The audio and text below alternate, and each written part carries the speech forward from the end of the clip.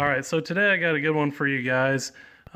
This is something that's always bothered me since I worked as a mechanic. Now, if you follow my channel, I do a lot with old cars and street rods and what have you. And back in the day, everything had a grease fitting or a Zerk fitting, I guess. So you can keep that greased up, and usually you got a lot of longevity out of those parts. Well, now this vehicle here is a 2009 Crown Victoria, so it's really fairly modern. Some of the parts and pieces do have grease fittings, but others don't. Now, one of the most important pieces that really gets beat on a lot is your lower ball joint, and consequently on this Crown Victoria of this year, it does not come with a grease fitting. And again, as I mentioned, in the time that I was a mechanic, I noticed that a lot of cars from our modern era really don't have these.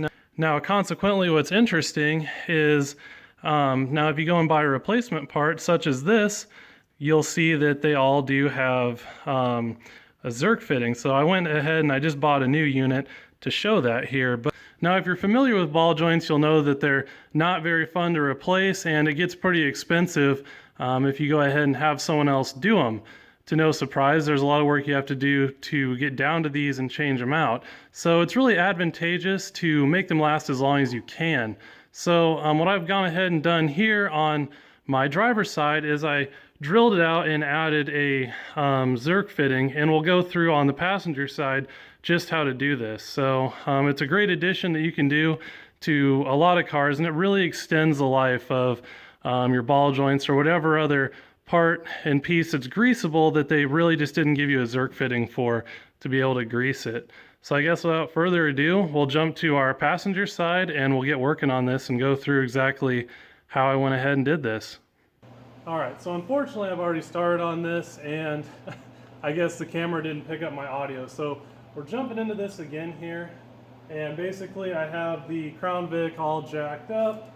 There's some jack stands under it, so we're not going to get smashed to death. Obviously our wheels off and everything, and I've turned the steering so we can get at this at a better angle. Now this particular vehicle has an ABS sensor or whatever, and that's kind of right in our way, so we pulled that off, and we're just going to make do with the room that we have. So the first thing you want to go ahead and do, and which I've already done, I'll try and get a still shot here, is I went ahead and tried my best to center punch in the center of this ball joint before I started this process, just to help guide my drill in here so that we can get it nice and centered up. And it looks like we're pretty good. What would be nice is to have one of those 90-degree drill attachments, which I'll drop a link here below to them. But you know, really with automotive, they come in extremely handy, and it's pretty good to have them, but unfortunately it's at the other garage, so I don't have it here today.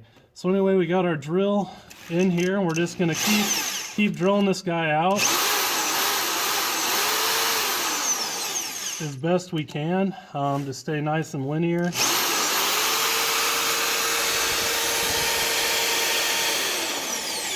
And every once in a while we're going to move our drill and brush all our chips off. Now normally, you know, if you were doing something like this, you drill through with a smaller bit, but if you did that here, when you pop into the cavity, what you'd be having happen here when you drill with the larger bit is all those chips would be falling into that cavity, and we really just want to minimize this. So every once in a while we'll stop and pull our chips out, but you will feel when you get into that ball joint, there is a slight cavity before the ball joint itself.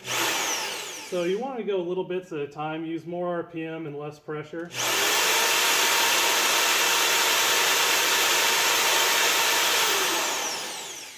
So that when you do break into the cavity, the least amount of chips are going to fall into that guy. So again, once we hit that cavity, you can feel your drill kind of sink through, and that's why you really, again, you don't want to use a lot of RPM. You don't want to go down and hit that ball joint if you can help it. So I'm using a lot of RPM there and not much pressure. Works out really nice. So just to take a look here and grab some of this ball joint grease, really it's all dried out and it's kind of just a hard powder at this point. So definitely is a good thing that we're getting after this one here before it became a problem. Alright, so now that we got our hole drilled, we can go ahead and get to tapping this guy out. So our tap here today is a 1/4 28 tap, and our drill bit here is a 7/32. So basically I just ran up to the hardware store and got some of these Zerk fittings, and this is the thread on the particular units I got. Now there are metric ones, but I just went with the American ones as it's the taps and the tools that I have. Alright, so the way that seems that works out the best to do this is to go ahead and use 2 taps. Now reason being is you can see kind of one tap here, it starts off with a taper. It's kind of what begins the threads, and the threads get deeper as you go. So I like to use this one first, but remember we only have so much material that we're dealing with. So I like to have a second tap that I've cut off that has, it's down to the full thread point, and then I can put this into the hole on where it already has some threads started, but they're not necessarily what we want. They're not full depth yet, and then we can go ahead and cut them full depth. Now another thing to consider is when we're putting these Zerk fittings in, I don't necessarily want them to thread all the way down and seat. I just don't want to get close to hitting that ball joint. So we only need, you know, like 4 or 5 threads on this guy. It's not any sort of a load-bearing thread. So we just need enough that it'll sit down there and seat, and we'll almost kind of bottom it out in a way that, you know, locks it in. You get the thread stretch and it holds it in there. So anyway, we've already gone through, as you saw, with our kind of our normal tap with the taper, and now we'll go through with our full thread tap and finish it up.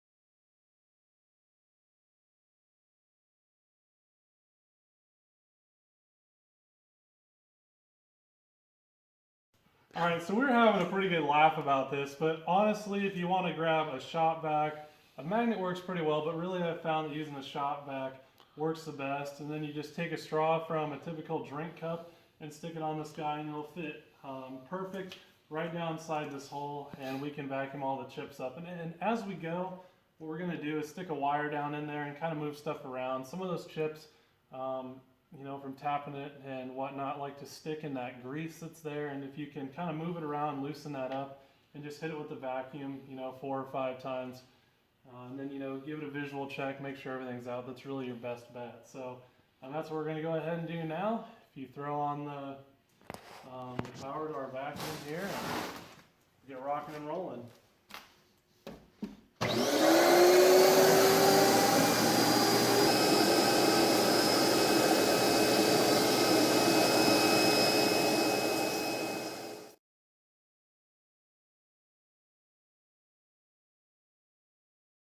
Alright, so now we got everything good and cleaned up here, and I'm not going to do an exact check here, but just a brief check to make sure that there's no possibility that my Zerk fitting can come down and smack into my ball joint, and it's looking pretty good here, like we got enough room. So I don't want any moisture able to get through these threads, especially it being on the top. There could be a lot of moisture that gets to that point, so I'm going to put on some thread sealant here, Teflon tape, and of course you always want to wrap it in a way that so when you tighten it in, you know, you're going with the threads so it doesn't strip it all off. So there we go. Notice I didn't get a bunch on the ends. We don't want that getting down our ball joint either. Thread that in a little ways. We've hit the end of our threads, it looks like, and now we can go ahead and just give this guy maybe 3/4 to a turn to a full turn. It's already getting pretty tight. Remember, it's not a load bearing deal, so we really just need it tight enough to seal, and that's really about it. We don't want to strip our threads out or anything of that nature. And that's feeling pretty good, and you can usually tell by the feel when it's pretty good and tight. It doesn't take a lot of pressure. So now I'm confident that that's in there the way it's supposed to be, and now we can go ahead and grease it and we'll be in good shape. And it's a good idea here because I can feel on the bottom on the rubber below this guy that it's pretty darn dry. So from the factory they really did neglect to put enough grease in these, and you know, just another reason why it's, you know, kind of a good idea to do this if you have the opportunity and the tools available. So anyway, that's pretty much it. Now we can grease our lower ball joint instead of just sitting around waiting for it to go bad, and I'm sure we're getting more life out of it than we normally would have. So as you saw on the new pieces at the beginning of the video, you know, they put these Zerk fittings in there on all the replacement parts, and really, you know, they should have been on from the start. I'm not sure why they don't from the factory. You can draw your own conjectures about that, but you know, whenever I pick up a vehicle, now I make sure that I put these in, and really it saved me a lot of work.